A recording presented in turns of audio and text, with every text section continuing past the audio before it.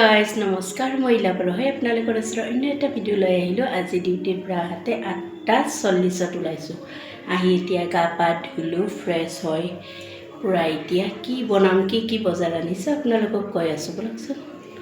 বজাৰ কমলা 100 টকা, 50 টকা নহৰু 1 পোৱা, গাখীৰ আধা লিটাৰ আৰু এই আলু বেছি আনা নাই 1 পোৱা। মানুহটো খুব ভাল পায়, নিজে কিনিছে এইটো আলুটো, নিজে কিনি আহিছোঁ বজাৰ।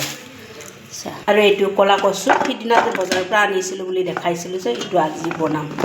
আজি দিনত যোৱাতেই ইভিনিং ডিউটি আছিল, মৰ্ণিঙত ধুনীয়াকৈ বাচি চাচি থৈ গৈছোঁ। এতিয়া চিটি মাৰি কেনে এই মাছ, 2টা মাছ মিক্স আছে ইয়াতে, কান্দুলি আৰু যোৱাকালি আনা এইটো মাছটো, এইটো বনাম।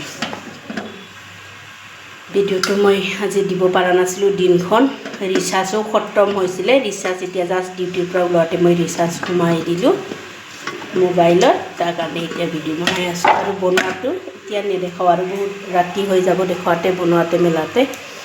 এইটোৰ কাৰণে যদি মোৰ ভিডিঅ'টো চোৱাৰ কাৰণে ইণ্টাৰেষ্টিং হয়, আপোনালোকে অলৰেডি গম পাইছে মই এইটো দিয়ে আজি পৰিৱেশন কৰিম। ক'লা কচু পেটা আৰু মাছ দুবিধ জাতৰ মাছ আছে ইয়াতে, এইটো দিয়ে পৰিৱেশন কৰিম। আপোনালোকে যদি মোৰ ভিডিঅ'টো চাই ইণ্টাৰেষ্টিং হয়, লাইক কৰিব, কমেণ্ট কৰিব, শ্বেয়াৰ কৰিব। বাই বাই, লগতে গুড নাইট।